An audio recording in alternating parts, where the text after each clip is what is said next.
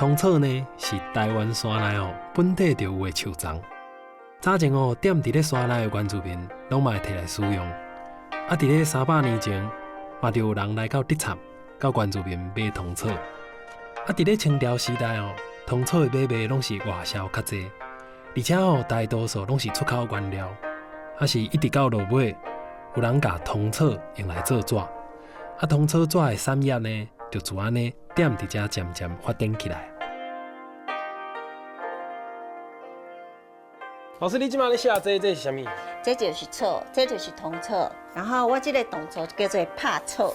你讲这就是桐草？是是。看起来像宝丽龙的呢。宝丽龙古早闽南话嘛是叫做草，伊独家捅出来是嫩嫩，然后借用太阳的那个温度啊，然后拍打的好啊。泡打了就变做这。对。老师啊，这是啥？迄就是桐草纸。你看伊这撩草吼，看安尼阿公我食糕啊就简单吼，其实伊足困难的。开始撩呢？对。哦，原来是安尼撩出来。我之前看到就是讲就像迄落埃及因迄落沙草纸。一般的纸就是伫不咧纤维安尼甲敲，这就是无共，这就是用撩的。这个摸起来就泡棉迄种就有就绵的感觉。对。咱当初要出外销纸的时阵呢，油号分1级甲2级，破级伊就变做2级。安尼师傅的这个工艺，毋是就是讲最重要的。头家要趁钱，拢爱靠师傅。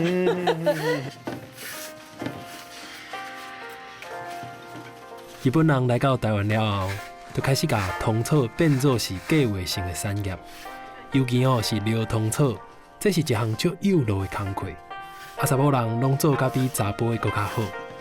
而且伫咧长冬时伫咧竹插遮，主要拢是女性咧做撩桐草这项工课。老师，你撩草撩这偌久啊？我15岁时阵，阮爸爸就讲。做一个查某人吼，会当顾囡仔煮3顿，阁会当趁钱。阮爸爸就叫阮去学撩草，囡仔时代就去学咯。迄阵大家学这个环境，大家是安怎？迄阵拢是一寡查某囡仔。拢一寡还未。无查甫咧学的。无查甫干那请一个咧摘草尔，撩草、拔草、褪草，迄拢是一寡查某的。台湾桐草伫咧日本时代受到大大的欢迎。伫咧1920年代，甚至互人当作是日本风俗的贡品。共迄个时阵呢，桐草的产品嘛伫咧国际博览会得到世界各国的肯定，甚至外销去到美国、欧洲20几个国家。他说我头拄仔咧看这个牵牛花，我就感觉讲，这个捏色就足自然的。伊是细胞，伊家己会安尼吸起来，所以呢，咱要粘色进前，爱先把这个纸冲互淡，因为你已经先泡水互淡咯，所以伊家己会吸迄个色料起来，所以看起来就自然。